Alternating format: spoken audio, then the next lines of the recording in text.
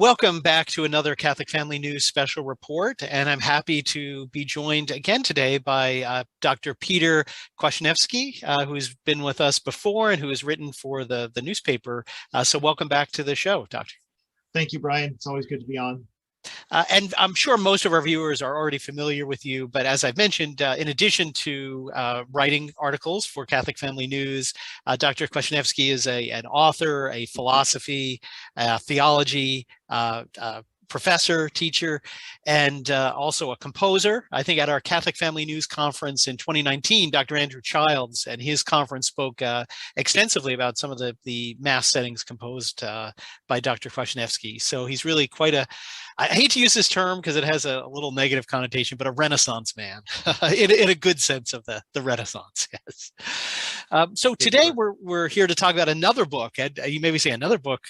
There's been so many that come out recently, but another book that recently published on a very timely but also perennial topic. And that book is called Ministers of Christ. And you can see its image up on the screen now, hopefully, and published this one by Crisis Publications with some really good endorsements, as you can see there, from Father Armand de Malray, for example, and Pater Waldstein. So the book is focused on the role of and the particular place of the various ministries, the minor orders, the subdiaconate, the diaconate, and how they lead to the priesthood. And its impetus, I guess, or its reason maybe for being written now, was the unprecedented action of Pope Francis to reform the reform of Paul VI, which is another interesting note on the post-conciliar period, that something that's only been around a few decades has to be reformed. But to take what Paul VI did to the minor orders and change them, and for the first time in church history to make the possibility of a formally instituted liturgical office to be held by women. This happened in January this year. And so that, although being I would say maybe the event that triggered the book, it's certainly, in my opinion, long overdue. There's not been a full, thorough treatment of the ministries and the ordained ministries, other than back about 20 years ago, one of the superior generals of one of the Ecclesiae Dei communities was sort of circulating theories and writing a bit on his view that the minor orders no longer existed. And even though they were being used in his institute, they were no longer really any reality. But after that debate sort of died down, they really have not been much attention focused on them. So this book really fills a significant gap in the literature, traditionalist literature, and happy to introduce you a little bit to the book.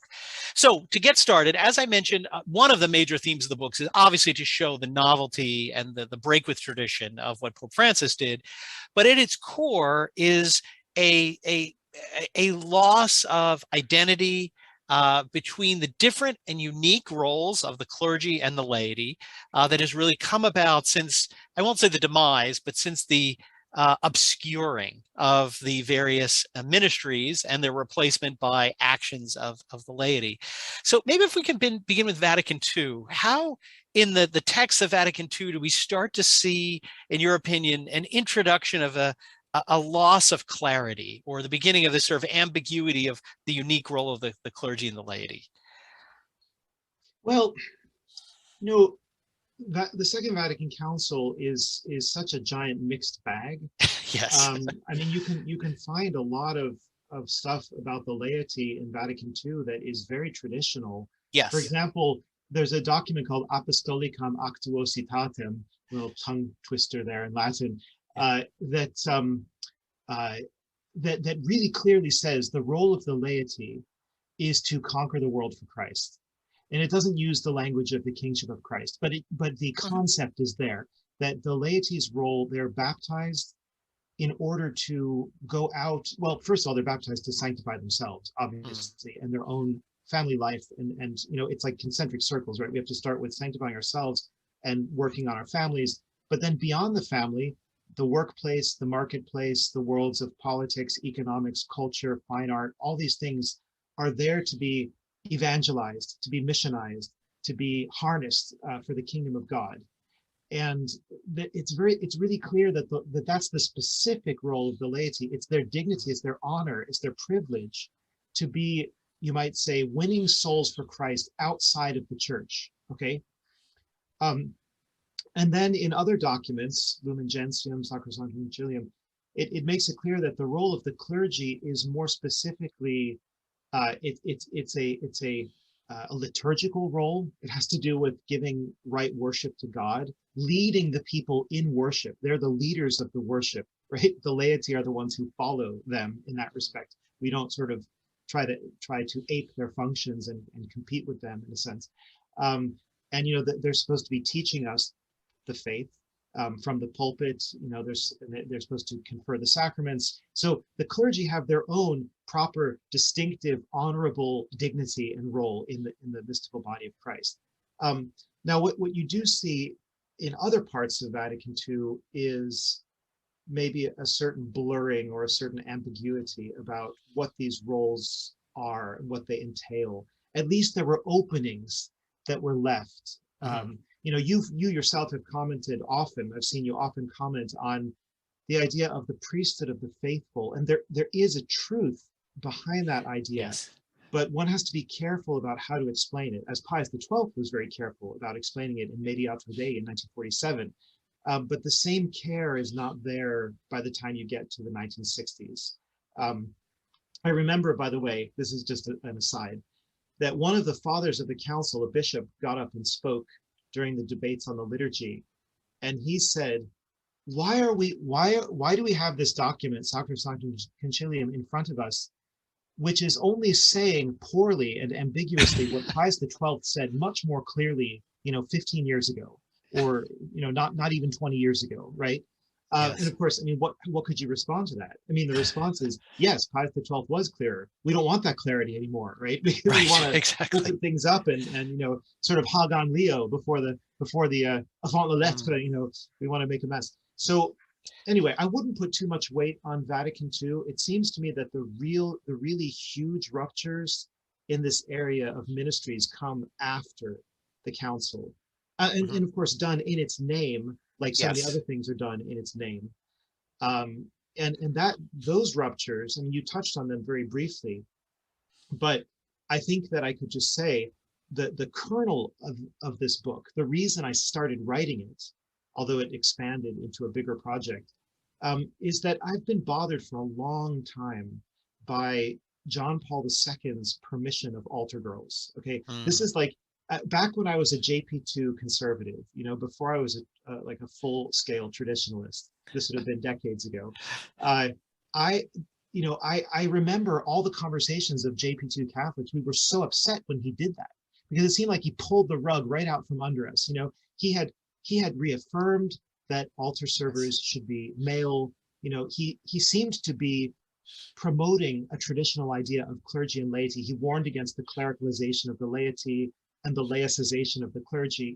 He said all these great things, and then he pulled the rug out from under us and said, okay, it's fine. You can, all of you who are already using altar girls abusively, you can go ahead and do so officially, right? And to this day, any right-thinking person should have questions in his mind about how is it appropriate to break with nearly 2,000 years of tradition of having only males, serving in the sanctuary because of their connection with the priesthood of Christ and with the priestly offering of the Mass. How is it right? How can it be right to rupture that? But as I thought about that, it took me back to Paul VI, right? Paul VI in 1974 in Ministeria Quaedam, he attempted to abolish the subdiaconate and the minor orders. He kind of recreated them into what he called ministries, which is already a rather Protestant sounding thing. Although, again, it doesn't have to be. The title of my book is Ministries of Christ, and St. Paul frequently talks about ministers of Christ. So the word isn't a problem, but it was a problem for Paul VI to undermine this great tradition of the church that goes all the way back into the post-apostolic period. And for all we know, into the apostolic period. We don't know. We don't have enough information, we know that by the 3rd century, there are already acolytes, exorcists, porters, lectors, subdeacons in Rome. We have documents that talk about it. So they were already a part of the church's life in the 3rd century, right? So this is very ancient. And ironically, the liturgical reform was supposed to go back to ancient sources. It was supposed to recover, the worship of the early Christians, remember? That was like the big theme, antiquarianism. Well, why then did Paul VI do something so deeply anti-ancient church, right? So anti-traditional. It was selective antiquarianism. Exactly. It's always selective. Yes. It's we don't want the fasting of the early church, but we do want these other features that we think were there, so it's always inconsistent. Anyway, so thinking about John Paul II led me to Paul VI. And then, of course, Pope Francis kind of dropped a bomb, as you mentioned, by saying, okay, well, not only can women or girls and women substitute in these clerical roles or these quasi-clerical roles, but they can actually have them as official ministries, right? We can appoint them officially for these roles, which had never been done before, And I remember when Francis's decision came out, Spiritus Domini is what the document was called, maybe a year ago or a little more than a year. I forget exactly what it was, but when he came out, a lot of people said, "Oh, what's the big deal? We already have. Sanctuaries in the Western world are already more populated by women than they are by men, and that's just a fact." But it does make a difference theologically speaking, because it shows that he is trying to push even further that rupture from tradition which Paul VI began in 1974 and which John Paul II contributed to with the altar girls decision. So at the end of the day, right, what's the big deal with all of this? The big deal is that in spite of papal lip service against clericalism, what we have seen since the council is a massive effort of clericalization. That is to say, that the idea that the lay people sort of fully exercise their baptismal identity when they get involved in the sanctuary doing clerical or quasi-clerical activities. Right. And that somehow that's a fundamental error, because it tends to shift. Like, what it means to be a good Catholic now is to be active inside the church doing clerical things, rather than being busy winning the world for Christ and for Christ the King outside of the church, right? Which is our proper role, and that's what we're supposed to be doing. So this confusion is very deep, and it covers it seeps into many different areas of the church's life. No, you're right. In many ways, it creates a new clericalism, because it's insulting to the laity. Instead of saying what you're doing as laity, what in your traditional role is valuable, it's well, that's okay, but if you could play priest, you'd be even better. So it's really doing that. Well, I do in the book, we don't have time to go through the whole detail, but you really have excellent historical sources showing the antiquity of these offices, many of which even before the time of Christ. And in fact, I don't know if you're familiar with the book, How Christ Said the First Mass by Father Meager. Yes. Because again, it from a writing style is a difficult book to read, but he traces particularly the liturgical function of these offices to the Last Supper themselves. That the Last Supper, which unfortunately our generation, we tend to have a 1970s mini-series version of the Last Supper of a bunch of hippies sitting around like having a party, which is sort of one of those cultural problems we live under.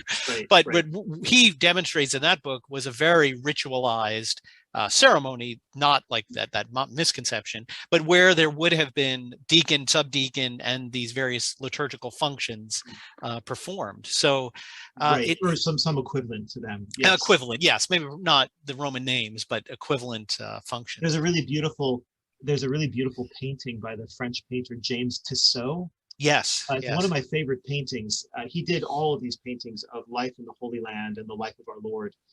They're in the Brooklyn Museum, the originals. But in one of them, it's at the Last Supper, and our Lord is giving communion to a kneeling apostle on the tongue.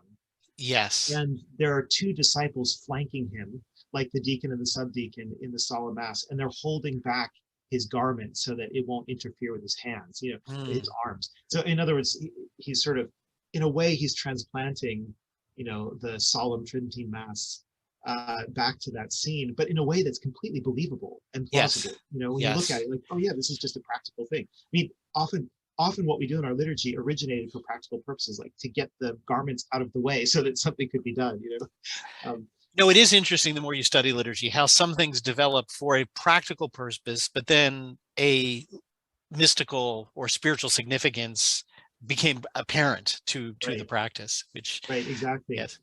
But I guess one other thing listening to that's interesting, that I don't think you touch on explicitly in the book, but at the root of some of this confusion seems to be a lack of clarity on what is normal, what is for a normal, ordinary situation, and what is truly extraordinary. Mhm. And it's interesting for us to say, because often, traditionals, we have to talk about extraordinary, where extraordinary circumstances is what justifies different action. Yes, yes, But really, in the church at large, that's taken over. So again, an obvious example is that in the modern church, we have extraordinary ministers of the Eucharist not being extraordinary at all and being the mhm, typical mhm. ministers.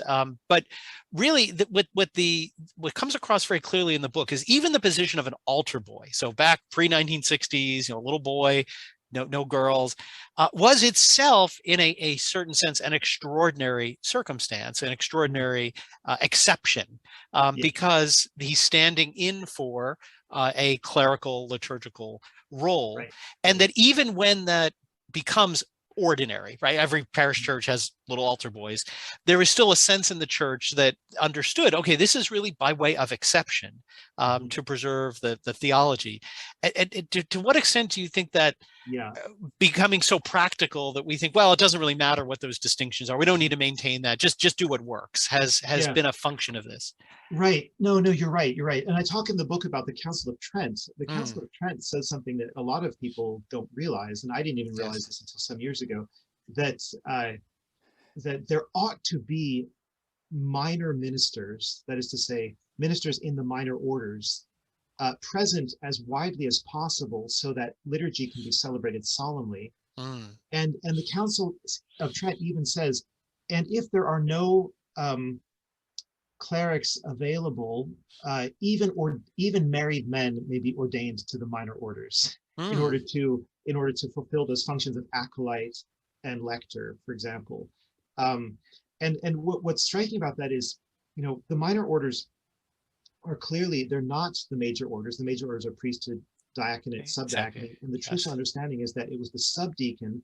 When you became a Yes. subdeacon, you committed yourself to a life of celibacy. Yes. So Yes. prior to that, you could be a layman who was ordained to a minor order in order to allow for the solemn celebration of the Mass. Mm, And and Trent seemed to think that that was ideal, that was optimal, that was normative. So it's true that having little boys, I mean, it's, we love it. yes. It's charming. It's good for them in many ways. Many future vocations come out of altar boys. I talk about all those positive aspects of altar boys in the book. Um, but it actually, I think a church, a parish, or a chapel is missing something if you never see grown men serving in those positions, right? Yes. And a lot of churches, I think we're familiar with this, and this seems to happen a lot more with traditional, in the traditional world than it does in the Novus Ordo world. In the traditional world, you often see a mixture of ages. Like you'll see an MC who's 65 years old, and then you'll see some other servers who are in their 20s or 30s, and then you'll see Yes. a bunch of little altar boys usually carrying the torches or something like that, right? So you get like a nice cross section of the male population, right? Mm. Whereas, I mean, I'm sorry to say this, but in a lot of Novus Ordo churches, you can't find a man who wants to go to church, let Or alone let alone, yes. wants to serve, in one of these Yes. roles. So anyway, it's true that if we become too pragmatic in our thinking and we think, okay, the server is just there to hold some cruets, he's there to, perform this or that practical function. If we're just utilitarian in our thinking, then really we might say anybody could do that. Why should we make a fuss about who does it? Man, Mm, woman, boy, girl, robot. I mean, what difference does it make, right? right. But it does make a difference, and it makes a difference because of the language of symbols, because of Mm, symbolism, and that's something I really spend a lot of time talking about in the book, as you know from reading it. yes. That the male and female sexes, we're living in a world really that's gone mad, that sees male and femaleness as sort of incidental external characteristics that you can change, put on, take off, like a sweater, right? You know, like, oh, I'm a man, but I've decided that I want to be a woman, so I can put on the woman. I mean, it's absurd. We are male and female down to the core of our body and soul, right? We're, you know, not that the soul is essentially sexed, but we as a body soul composite, right, it's united to a sexed body, and that unique soul. Yes. And it goes right, you know, right down to the level of chromosomes, right? So so we and the external appearance of a man or woman is also important liturgically speaking, because God came to save us as a man. Jesus Christ of Nazareth is not some kind of generic human being without sex, or an androgyne or something like that. He is a man, he's a male, just like Our Lady is a woman, and their maleness and femaleness are inherent and intrinsic to their role in salvation history. And therefore in the liturgy, right, the role of the priest is, and of the clergy, and of all that contributes directly to the offering of the sacrifice of the Eucharist or the sacrifice of praise, is something that belongs to the men, either ordained or ordainable, right? That's where the altar boys come in, right? They are sort of, so to speak, in line to the clergy, in a line to the clergy, ontologically speaking. And the congregation, for its part, you know, and sometimes this makes men uncomfortable, but we need to recognize this. The congregation is in the role of the Blessed Virgin Mary. We are receptive vis-a-vis Christ, the high priest, and what he is giving to us. He's acting upon us, and we're receiving. So the whole congregation, the whole body of Christ, the church, is in the role of the spouse, the Immaculate Bride. So all of that, all of the symbolism is very important, and we have forgotten it in our gender crazy society.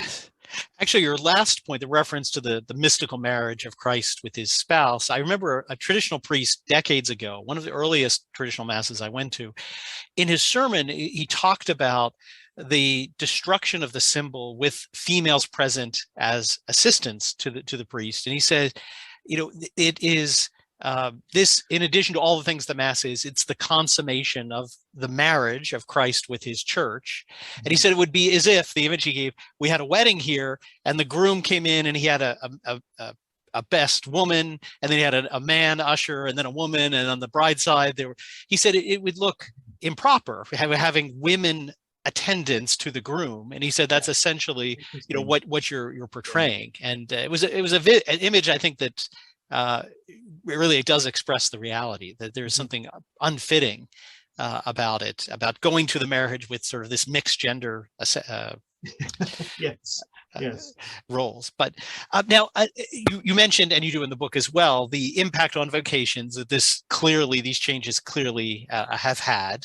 And I just, when our transition from the Novus Ordo, it was when altar girls started coming in, and as soon as it happened, it was an all-female crew. The boys fled.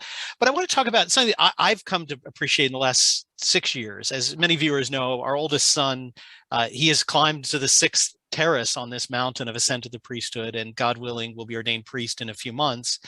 But the effect on the seminarian, the effect on those studying for the priests of moving gradually over the 6 years, the 7 years to the preparation to the priesthood, of moving through and receiving the grace of the priesthood. Something Bishop Fillet actually talked about in one of his ordinations, that although properly speaking, the sacrament of orders does not be conferred until the last 2 steps, but that a certain portion of the sacramental grace of the authority is doled out very slowly so as not to overwhelm the soul.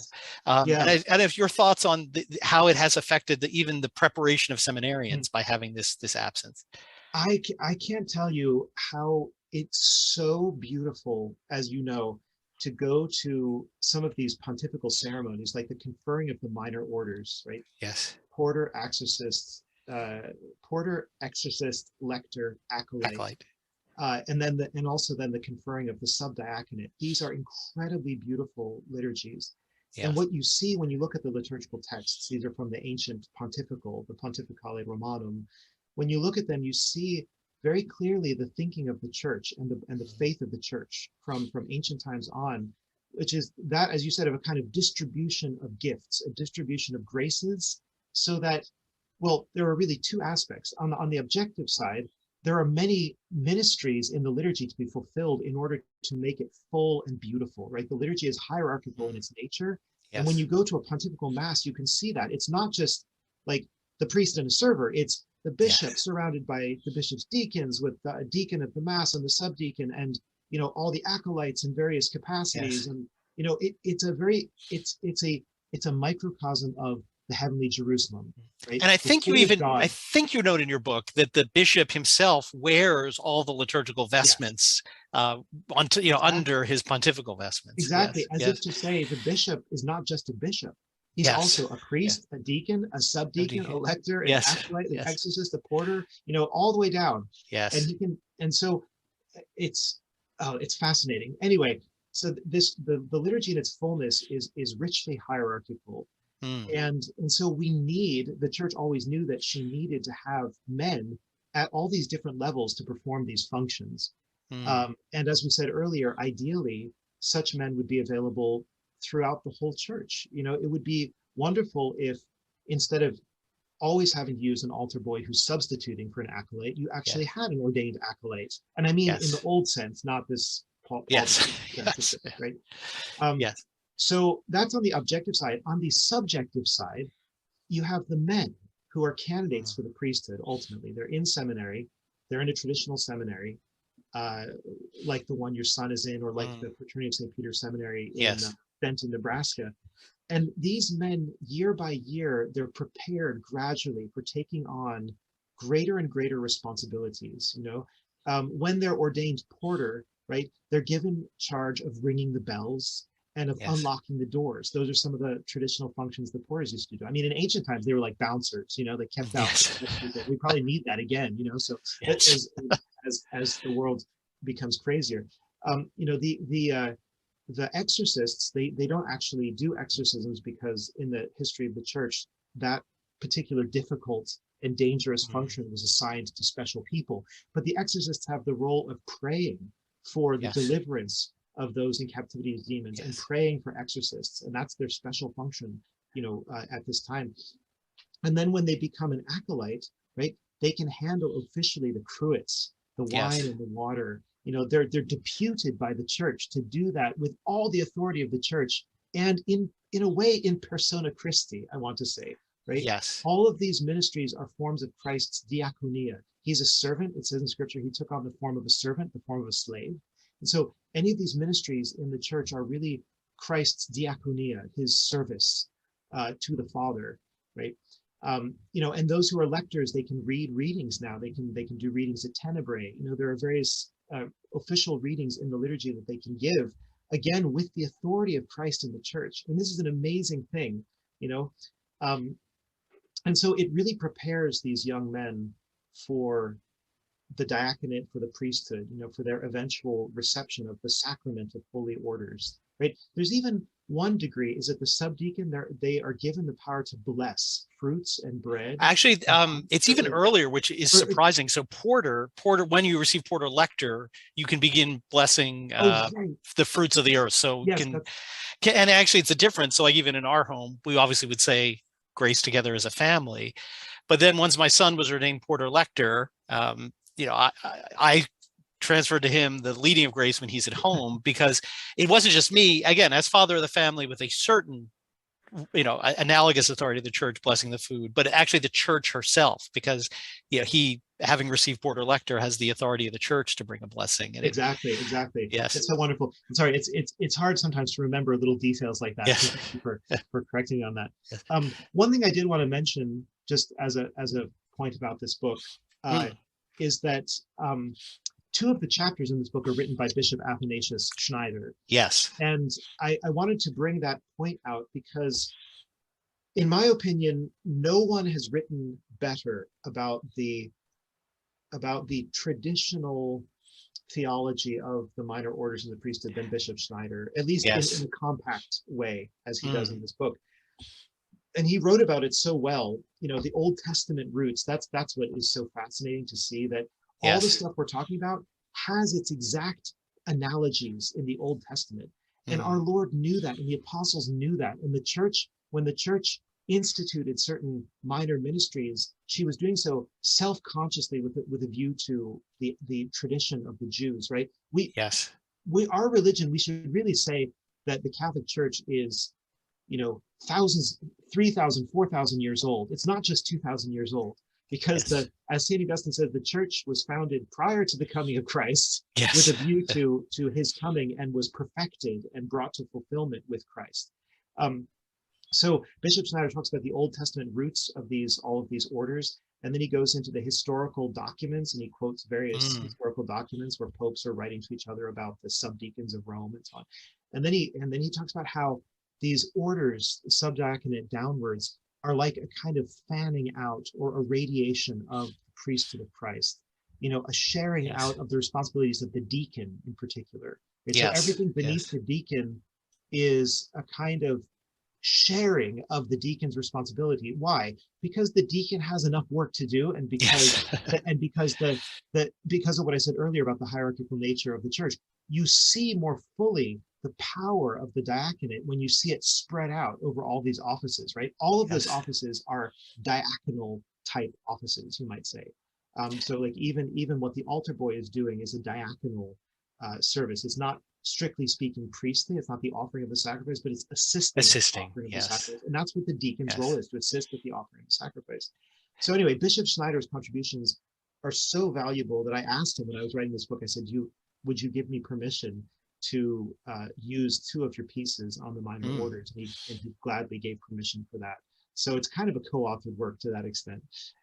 Two of the 17 2 of the 18 chapters. Yes.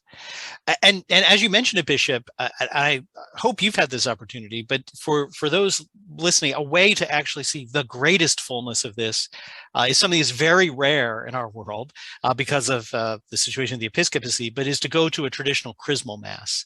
I actually had the chance once to attend a chrismal mass, and you can see this fanning out, as you talk about, is incredible in the ceremony of the blessing of the oils in the traditional form, with priests, 7 subdeacons, I think I've got my numbers right, 7 deacons, and all of the different functions that it's sort of so great that you can't even just have one subdeacon and deacon.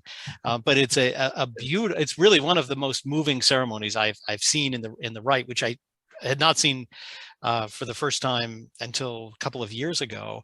But sadly, there's very few places to see this because the metropolitans and diocesan bishops are not are certainly not doing it. Yeah, but it's true. And I mean, I think that you've probably had this experience too, that when I first started getting involved in the traditional movement, I started going to the mass 30 years ago, but I've been more and more active as each decade passes. Sure. And when I first got involved, you were lucky if you could find a low mass somewhere. Yes, you were grateful for it. Yes. And the occasional high mass, missa cantata with the priest singing everything, doing everything. And it was later that I attended a solemn mass. And I thought, why, at each step of the way, it's like, oh my goodness, there's something more, there's something greater, So it's like, okay, low mass to high mass is a big step.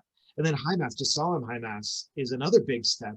Yes. And then I remember going to my first pontifical mass, and again, it's like all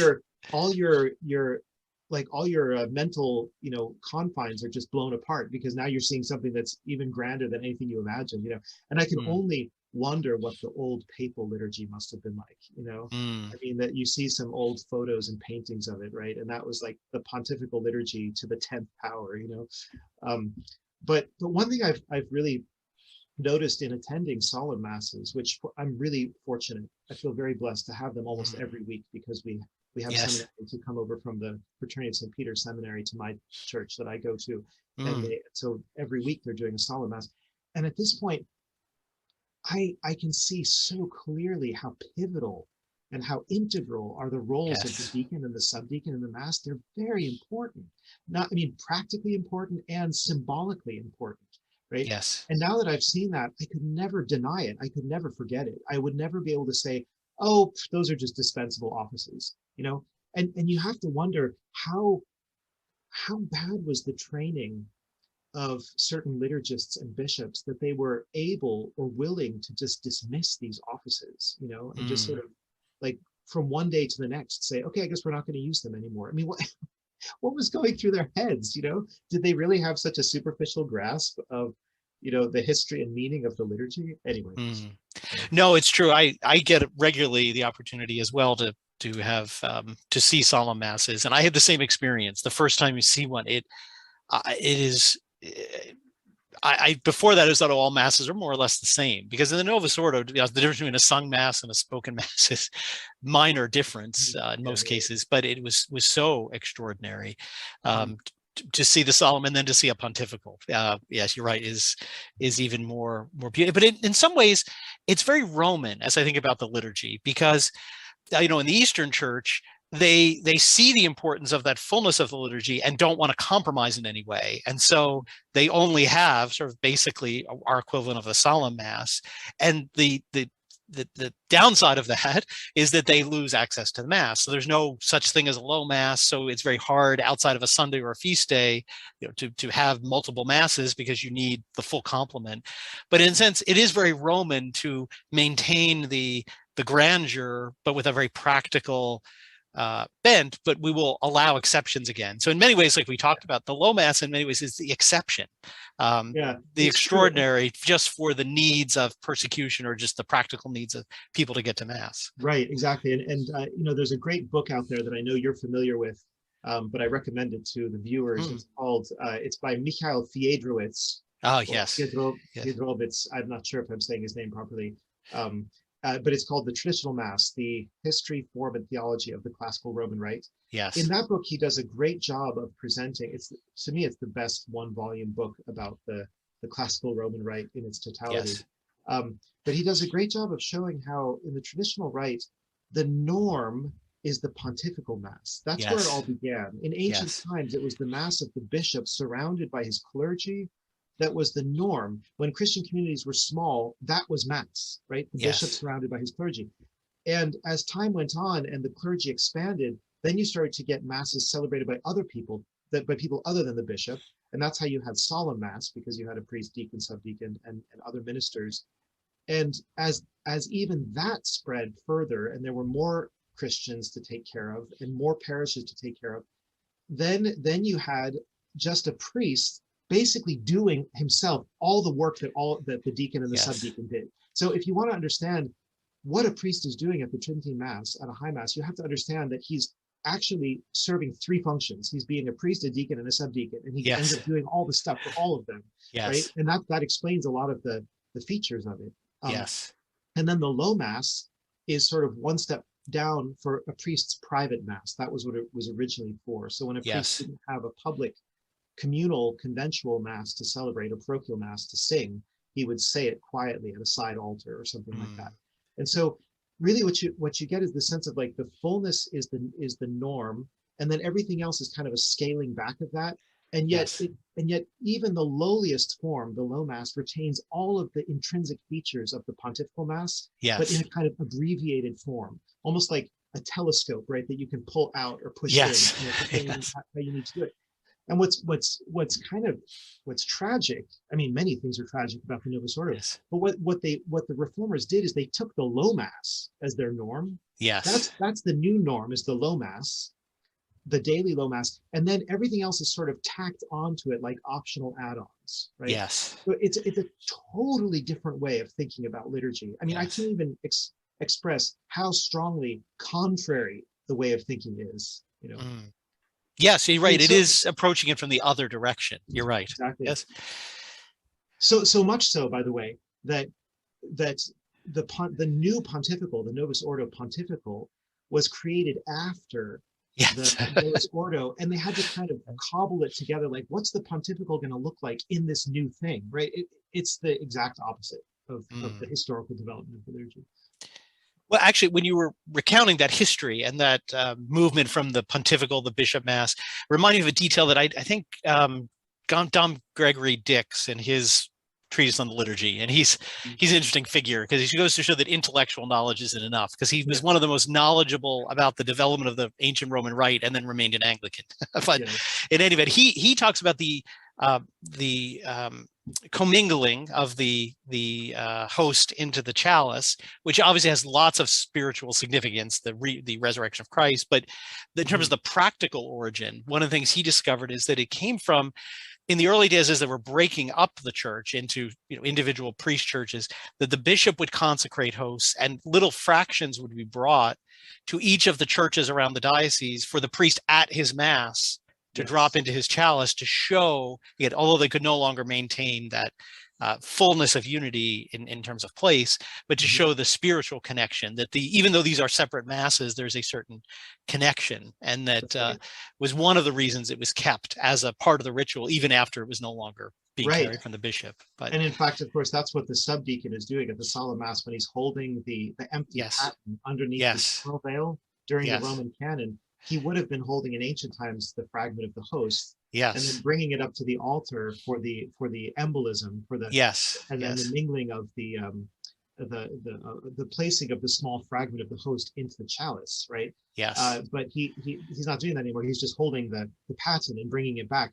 But the church was always so conservative in her mentality that she would rather keep that ceremony and add symbolic meanings to it, or allow people to attach allegorical meanings to it, than abolish it and say, well, we don't have a use for it anymore, so goodbye, you don't have a job anymore. Exactly the way the church thought about these things. And what's fascinating to me is that the liturgical reformers after Vatican II, they wanted to do away with anything that had to do with that ritual. I mean, of course, they basically effectively got rid of the subdiaconate altogether. But they wanted to get rid of the mingling because it had historical roots that weren't relevant anymore. And I don't know if it was Paul VI or who exactly, probably Paul VI, who said, no, we're keeping that. Like, we're not going to get rid of everything, right? So even the Novus Ordo has some of these vestigial features that only make sense if you know the history of the rite, and don't make sense, in utilitarian terms, let's say. And there are we could do an entire, I think, hour-long show on just the symbolism of the subdeacons' actions. They are so rich at the Mass. But maybe if we can intrude on your time a little bit longer, we can wrap up with the debate that I alluded to in the beginning, which you do meet head-on in the book. And that is the debate among those who claim that this is all play acting, that Paul VI, on the ontological level, suppressed all of these orders, include the minor orders and the subdiaconate, and really they don't exist anymore. And again, there's several conclusions that can be drawn from that, but you do take on that argument, and maybe could you rehearse for us, at least in summary, before everyone buys the book, what the arguments are for the real metaphysical existence, notwithstanding the particular law of Paul VI, of these orders. Right. So I think there are two things you can say. The first is it's the sacred and great principle that Benedict XVI enunciated, that what was sacred and great remains sacred and great and cannot be considered harmful or dangerous or be suddenly abolished. And so he was very clear that in the history of the liturgy, and he said this many, many times, that a pope, he may have modified liturgical rites, but he never simply tried to abolish or abrogate a traditional liturgical rite. That's never been done, and I would argue it's impossible for it to be done. That argument would take a while to unfold. I've written about it. But that is, a pope has a certain obligation to the tradition of the church. He is not the master, the lord and possessor of the tradition of the church, but the servant of it and the inheritor of it and the guardian of it, the real guardian of tradition. Okay, that's what he should be. And therefore, although a pope could, by the time you have an unbroken tradition of at least 1700 years, at least of all of these minor orders and subdiaconate, then the most a pope could do is say something like, well, a man has to be at least 16 years old to receive such and such an office, or he has to be celibate from this point on, canonical requirements or whatever. But he cannot anymore say, oh, the rites of the old pontifical are abolished and abrogated. Then he could do that with the Mass or with any other liturgical rite. And by the way, Cardinal Newman says the same thing. The church has never abolished an Orthodox liturgical rite. To do so would be contrary to the nature of the church. Okay. And by the way, the reason why Pius V excluded a bunch of local liturgical rites is because their orthodoxy had become contaminated and had become questionable. Yes. So the Pope certainly can abolish an unorthodox or a heterodox rite, but the way that the Church condemned Cranmer's Anglican rite after a certain point and said Catholics were not allowed to attend it. Right, that's fully within the Pope's respect. But he can't just take the Tridentine rite, or and say, oh, this is, or the Ambrosian rite or the Mozarabic rite, and say this is outlawed. You're not allowed to use it. I've obliterated it. Right, it's not possible. So in one sense, then he can't do that with the rites of ordination either. On the other side, the fact that these rites keep being done, that is, men continue to be ordained to the subdiaconate, to exorcist, acolyte, lector, porter, and this has been done unbrokenly since the Second Vatican Council, both by the Society of St. Pius X and by the so-called ecclesiae communities. Yes, right? It's been done, and there are probably right now, I'd say, thousands of clergy who have received these orders. Almighty God, to say that we're going through a liturgical rite intending, as the Church had always intended, to confer certain graces and offices and functions upon these men, and yet to say nothing really happens, right? All we're doing is like a Hollywood reconstruction of what used to happen. Right. That's impossible. That would be completely insulting to Almighty God, to suggest that we could go through the motions of a liturgy that intends to do these things, but nothing happens, and there's no ontological corresponding reality there.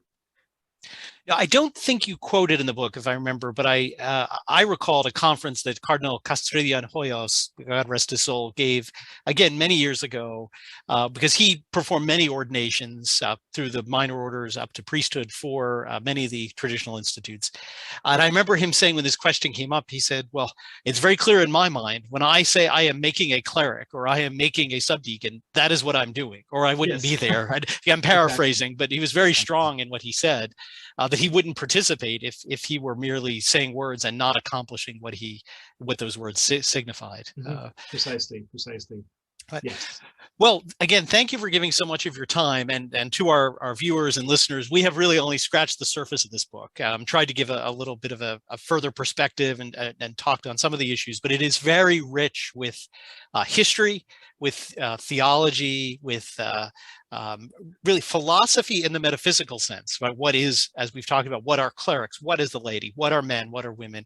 So really an incredibly rich book, the product, as we've discussed, of not only Dr. Kwasniewski, but also His Excellency Bishop Athanasius Schneider. It is titled Ministers of Christ, and it is being sold by Crisis Publications. I think, is it only through them, or can you get it? Well, where's the best place to get it? So Crisis Publication is an imprint of Sophia Institute Press. Yes. So you can order the book from Sophia Institute Press or from Amazon.com. Yeah, and again, either way, we should always mention Amazon, but if you go right to Sophia, that's going right to the source. Yes, if you do that. So you may have to wait an extra day or two, but we've become a little too impatient when it comes to our world. Right? That's not fast enough. I didn't get it in 4 hours, but it's it's maybe sometimes coming up over the holidays. It's, although a very rich book, a very easy to read book, as with all of Dr. Kwasniewski's writings, it's very accessible, very easy. You don't have to be a theologian to thoroughly enjoy the book and have a greater appreciation. Perhaps if you're invited, someone, to a family or friend who's in the seminary, invited to a ordination to a minor order, it will certainly enrich your appreciation of it, as well as give you some information and historical precedent if the topic comes up at a Christmas dinner or a holiday party, perhaps with some Novus Ordo relatives. As long as the person you're talking to has a few minutes, right? Yes, exactly. None of these questions are fairly complex and subtle, but yes. But anyway, good. Very good. Well, thank you again for your time, and welcome back. And we'll hopefully be seeing you in a future edition of our special report. Thank you so much, Brian. God bless. You too.